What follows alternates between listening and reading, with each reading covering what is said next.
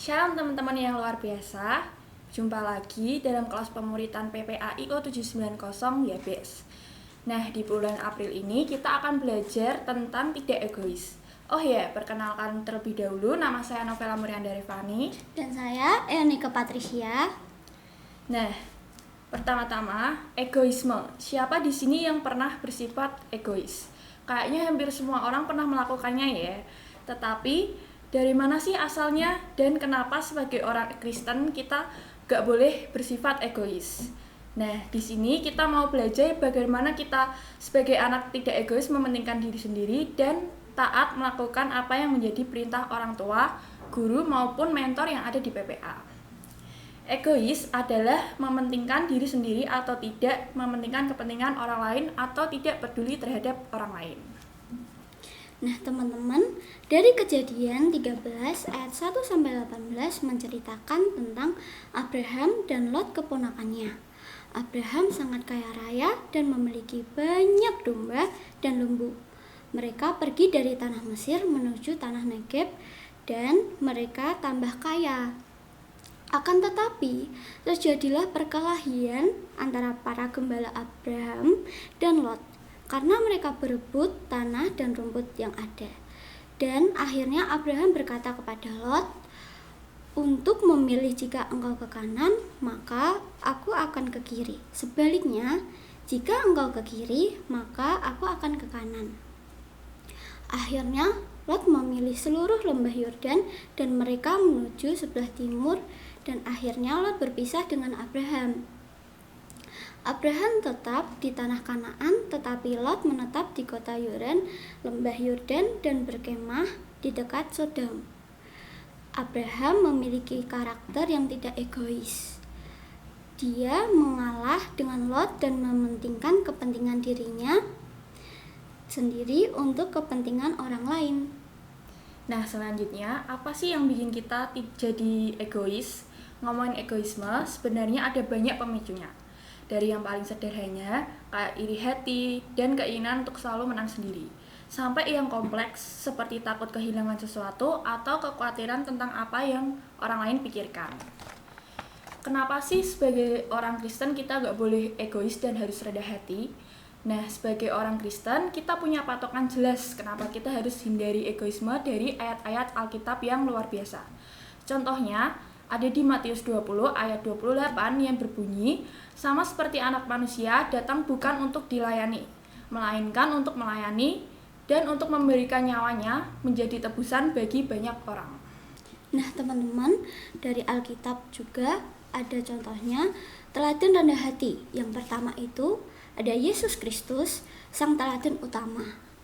Kalau kita lihat Tuhan Yesus, ini baru panutan beneran. Tuhan Yesus mengajarkan kita bukan cuma lewat kata-kata, tapi juga dari tindakan. Tuhan Yesus melayani dengan senang hati dan bahkan rela mati buat kita. Yang kedua, ada Paulus, si rendah hati. Nah, kalau ngomongin tokoh Alkitab yang bisa dijadikan inspirasi dan tidak egois, kita gak bisa melupakan Paulus. Dia mengingatin kita kalau orang yang tidak egois adalah mereka yang gak mikirin kepentingannya sendiri orang tapi kepentingan orang lain juga. Nah teman-teman, teladan rendah hati dari tokoh Alkitab juga ada loh. Yang pertama itu Tuhan Yesus Kristus, sang teladan utama. Kalau kita lihat Tuhan Yesus, ini baru panutan beneran. Tuhan Yesus mengajarkan kita bukan cuma lewat kata-kata, tetapi dari tindakan juga. Tuhan Yesus melayani dengan senang hati dan bahkan rela mati buat kita semua. Yang kedua, ada Paulus si rendah hati. Nah, kalau ngomongin tokoh Alkitab yang bisa dijadikan inspirasi buat tidak egois, kita gak bisa lupain Paulus. Dia ngingetin kita kalau orang yang gak egois adalah mereka yang tidak memikirkan kepentingannya sendiri, tetapi juga kepentingan orang lain juga. Nah, selanjutnya aku punya nih ayat-ayat Alkitab yang bisa ngebantu kita untuk tidak bersifat egois lagi. Yang pertama, ada di dalam 1 Korintus 13 ayat 4 sampai 7 yang berbunyi, kasih itu sabar, kasih itu murah hati, ia tidak cemburu, ia tidak memegahkan diri dan tidak sombong, ia tidak melakukan yang tidak sopan dan tidak mencari keuntungan diri sendiri. Ia tidak pemarah dan tidak menyimpan kesalahan orang lain. Ia tidak bersukacita karena ketidakadilan, tetapi ia bersukacita karena kebenaran. Ia menutupi segala sesuatu, percaya segala sesuatu, mengharapkan segala sesuatu, sabar menanggung segala sesuatu. Nah, ayat ini bisa kita jadikan panutan atau menu paduan kita dalam menghindari sikap egoisme.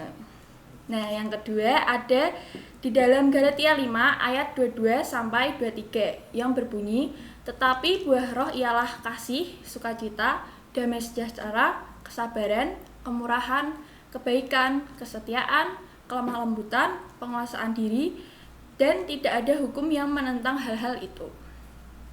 Terus, gimana cara kita bisa jadi lebih rendah hati? Yang pertama, ada melayani orang lain tanpa pamrih. Tidak usah jauh-jauh, mulai dari anggota keluarga terdekat, teman, dan orang terdekat lainnya. Disinilah kita bisa praktikkan ajaran Yesus Kristus yang berbunyi melayani lebih penting daripada dilayani. Yang kedua, ada berdoa buat jadi lebih rendah hati. Doa adalah senjata ampuh kita loh. Jadi kita bisa banget minta petunjuk dari Tuhan buat jadi lebih rendah hati. Doain saja supaya hati kita tidak gampang egois dan selalu ada buat orang lain. Nah, selanjutnya aku punya contoh tidak egois. Nah, contohnya yaitu waktu kita disuruh oleh mentor di PPA untuk memberikan tempat duduk kepada teman kita. Lalu bagaimana respon kita? Apakah kita menjadi marah dan jengkel? Atau malah sebaliknya, kita dengan baik merespon dan memberikan tempat duduk itu untuk teman kita. Nah, coba kita renungkan hal ini, kita pilih yang mana? Nah, teman-teman, ada juga loh contoh egois itu. Yang pertama, mau nomor 1 dalam segala hal. Yang kedua, tidak peduli dengan orang lain dan tidak mau berbagi. Yang ketiga, baik kalau ada maunya saja. Yang keempat, merasa paling benar sendiri. Dan yang nomor 5, kurang menghargai orang lain. Dan yang terakhir, mengatur orang lain semaunya dia sendiri. Nah, teman-teman, sekarang kita udah sampai di sesi yang terakhir, yaitu kesimpulan. Jadi, teman-teman, kita sebagai anak-anak Tuhan itu seharusnya bersikap tidak egois atau mementingkan diri sendiri. Akan tetapi, sebaiknya kita mementingkan kepentingan orang lain dulu daripada kepentingan diri kita sendiri. Seperti Tuhan Yesus yang memberikan teladan kepada kita untuk tidak egois mementingkan diri sendiri dan akan tetap lebih baik mengasihi dan mendahului kepentingan orang lain dahulu. Oke teman-teman, mungkin segini dulu materi dari kami. Kami mohon maaf jika dalam penyampaian materi kita ada salah kata atau kekurangan kata-kata. Sekian, terima kasih. Tuhan Yesus memberkati. Shalom.